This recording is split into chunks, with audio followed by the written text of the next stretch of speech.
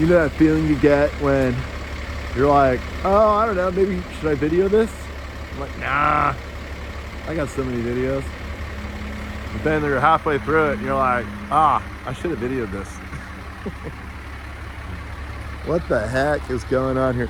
So if you've ever been down to Golden Gate Palms Nursery, you might notice that there's like this really interesting kind of area in the back that with plants in the ground. And this used to be the old Golden Gate Palms entrance.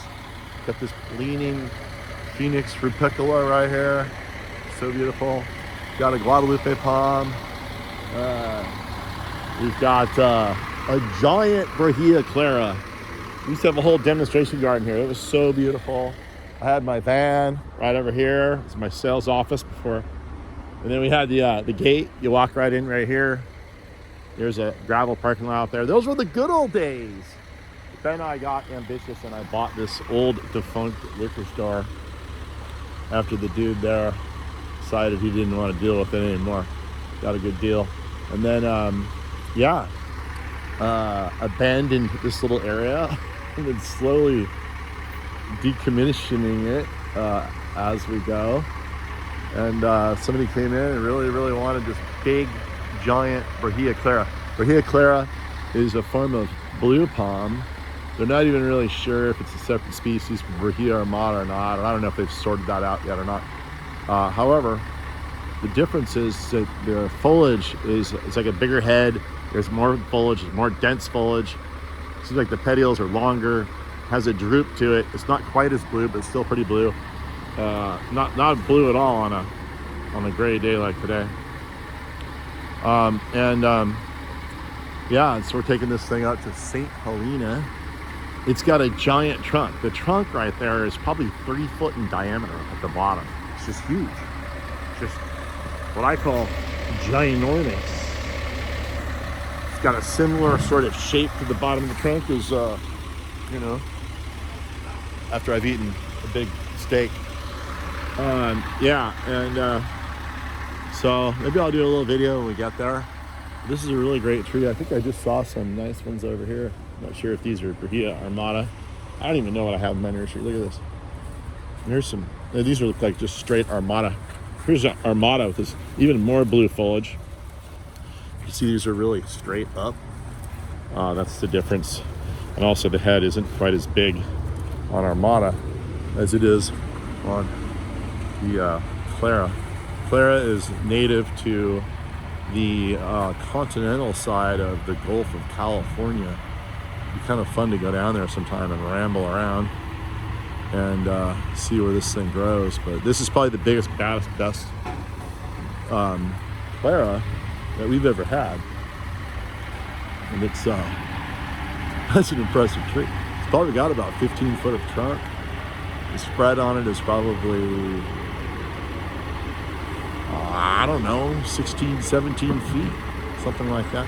Here's a hybrid Brahea Brandegii hybridized with, I guess, Guadalupe. So that's kind of a nice one there too, if you want something tall.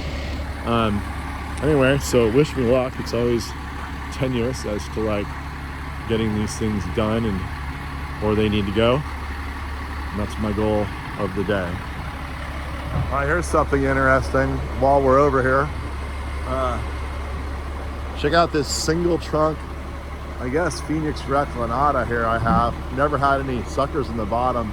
Really neat plant though. It's got the coconut look to the top. It's got a slight lean to the trunk. This is another really cool one I put here. The reason it's here is because I thought it was so cool. I didn't want to sell it. I want to put it in the demo garden. And so there it is. You know anybody who wants one of these things? You let me know. This would be really cool, like leaning over a pool or something. So obviously it's got to get trimmed. It looks kind of cool though, hanging with the foliage there coming off. And it's actually a female, and the fruit tastes pretty good. There it is, right there. But yeah, it'd be a lot sexier on a nice blue sky day. But we got the maritime influence today. But yeah, there you go. You need a single trunk, beautiful leaning reclinata.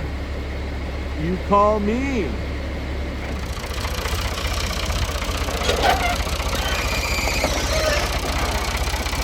Gotta get some sand. Palm trees love sand. They especially love plaster sand, also known as Ole coarse. I'm not sure why they call it Ole. Maybe some guy named Ole, some old dude named Ole had a sand pit somewhere. He dug a hole in the ground, found sand, started selling sand. Ever since then, they've been calling it Ole sand. All right, there's one yard. One more to go. Oh my goodness. Look at those beautiful palms. 100-year-old house, St. Helena, California. Here's the job right here. All right, I made it to the job. Got greeted, meet and greet by Mike right here. Mike is a legendary contractor. If you want to build houses or do other stuff like that in St. Helena, who should we call? Some builders. There you go. All right. Let's go see where we got to take this thing. What I'm really impressed about right away, Mike, is this amazing farming job that I'm seeing in front of me. This is unreal. This is some serious farming right there. There's nothing better than a free poured concrete wall. Gotta keep it together. This is going to be nice, man. Look at all the wood it takes to make a wall like that. Look at this. So is this your specialty, this kind of stuff? No. No, it's somebody else? No one's going to ever, they ever hit that with their car and they wish they hadn't. That's some well-built stuff. There's our hole. There's your hole. All right, it's looking good. That looks like, yeah, it's good. We just got to clear that stuff out of there that fell in a little bit. So I didn't check my truck, but I'm hoping my guys threw a shovel in for me. I don't even know what one of those are and how to use it. You haven't. Oh, look, it's my lucky day. There's one right there. All right, let's get this tree in. Let's show the world what this place looked like before the tree is in. Unfortunately, we shouldn't untie it. We got to leave it tied up. So it's. Yeah, I should take a picture of it. We're going to be looking at a tied up, beautiful palm. You have to use your imagination when it gets untied. That's what it looks like before. What do you think Mike's going to say if I bump into one of his farming jobs? If I were Mike and I had a guy do that to me, I would just eat him just right then and there. Just full cannibalism. Of course, Mike spotted me, so if I hit it, it's not entirely me. Got about 6 inches down in here. So bad. I've seen worse, much worse. Look at that. Those are called snap ties, people. They go all the way through the wall, and they grab the other side. And then when you're done with the wall, you take the worms off and you snap them on. And you leave them in the wall. You just mortar right over them, or stuff there, whatever you're doing. Anyway, here we go. Another victim. Was that a complaint? What'd you just ask me? Where's your crew?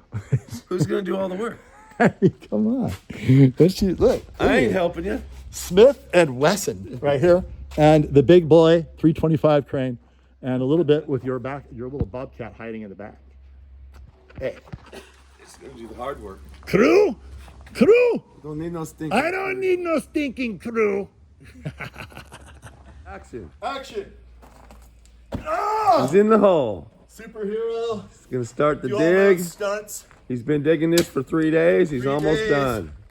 All right, people, but here's the lesson to be learned. I told Mike there's a lesson here. So maybe he's like, want me to film you digging the hole? I'm like, no. But then I thought, wait a minute. There's a lesson to be learned here. And that is when I say you're going to save money by digging your own hole, and I give you a dimension. When I get there, make sure the stuff hasn't all fallen in and filled the hole up. It's not Mike's fault, because Mike doesn't know how to operate a shovel. He's more of Don't know what that is. He's like a general contractor, not a specific digging contractor like I am. Yeah, he does more elaborate stuff. But yeah, people, watch out, because Gary might send you a big digging bill if he suddenly has to jump in the hole and dig all the dirt out that someone else is supposed to do. How's that, Mike? That's good. Did that get the message conveyed? I think you're getting it done. Do you think that they I subtly suggested that I don't like digging dirt? I think you did. All right, good. All right, cut. Oh my gosh, it's an eclipse. A palm eclipse. These are extremely rare. It's moving out of the sun. Oh, there's the sun again. Daylight is back. Just like that. Look at that big thing. Gorgeous tree. Let's put it in the ground.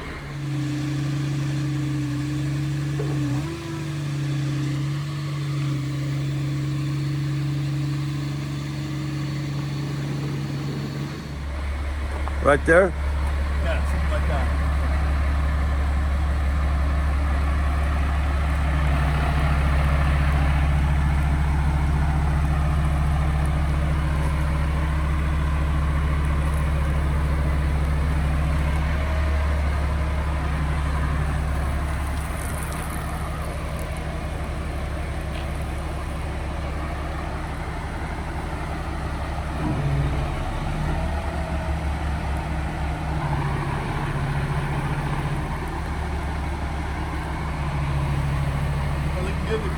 Yeah. What the heck? Hey, what are you doing up there? Hey, what are you doing?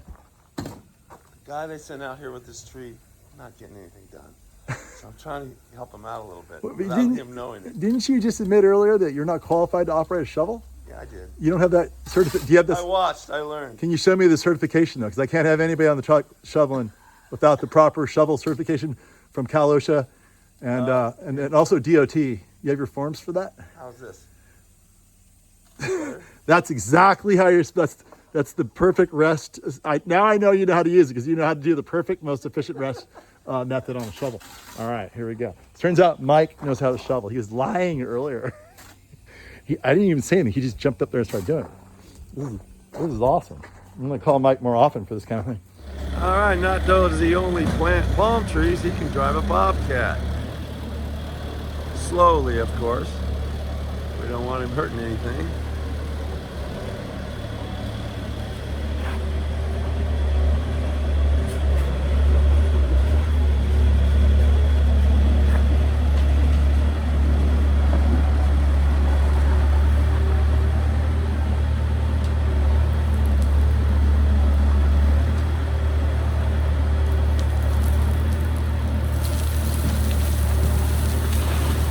There it is. That's what it looks like before. And there you go. And that's all you get for the finished shot. Beautiful tree. We'll just take a quick look at here. I'm going to leave it tied up because it's going to want to stay bundled up to preserve the moisture in the tree until the roots really get going again. But take a look at how we trim this thing. Trim everything nice and uniformly back to the trunk. And you will notice there's a swirl pattern on the trunk. See the swirl? Goes up like that, like that, like that. Takes a well-trained eye to see that, but once you see it, you can't unsee it. And it's got a little kind of a cool curve to it, kind of curving out over the driveway a little bit. When it's got a curve to it, what you want to do is get the middle of the tree straight and plumb. Bottom of the tree is leaning this way, top of the tree is leaning this way a little bit. Top of the tree is actually probably going to go to plumb a little. The top 3 feet of the trunk sort of is pliable over time, and it will go to plumb no matter where it is. The bottom will not change. So keep that in mind when you're planting trees. You shouldn't be planting any trees without me, but if you are, that's what you want to do. What do you think, Mike? Is it looking good? I think it's a beautiful job, Gary. All right, thanks for having me. Thanks. And yeah, I'm sure all the ladies will be calling me, all the groupies after seeing the shovel job you did. Oh, yeah. Yeah, all right. I'm sure they will.